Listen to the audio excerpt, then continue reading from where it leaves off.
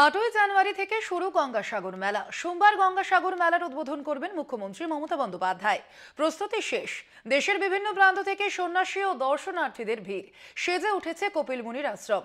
গঙ্গাসাগর থেকে সরাসরি সেই প্রতিবেদন তুলে ধরেছেন আমাদের প্রতিনিধি রিয়া মাঝি। গঙ্গাসাগর মেলার উদ্বোধন করবেন মুখ্যমন্ত্রী মমতা বন্দ্যোপাধ্যায়।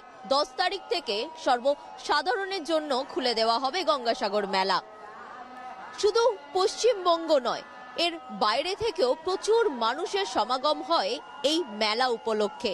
সেই কারণের জন্যই ত্রিস্তরীয় নিরাপত্তার ঘেরাটোপে মুড়ে ফেলা হয়েছে গোটা গঙ্গাসাগর এলাকা।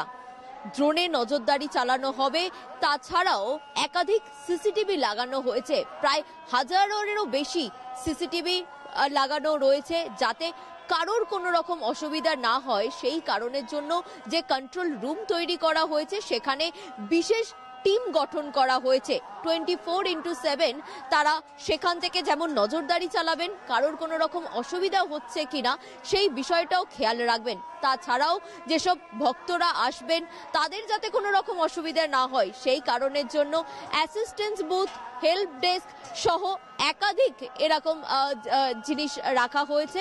তাছাড়াও জলপথ এবং স্থলপথেও অ্যাম্বুলেন্স রাখা হয়েছে, যাতে কারোর কোনো রকম অপ্রীতিকর ঘটনা ঘটলে সেটা যাতে দ্রুত সমাধান করা যায় সেই কারণে। গঙ্গাসাগর থেকে ক্যামেরায় বিশ্বজিৎ বেরার সঙ্গে রিয়া মাঝি, কলকাতা টিভি।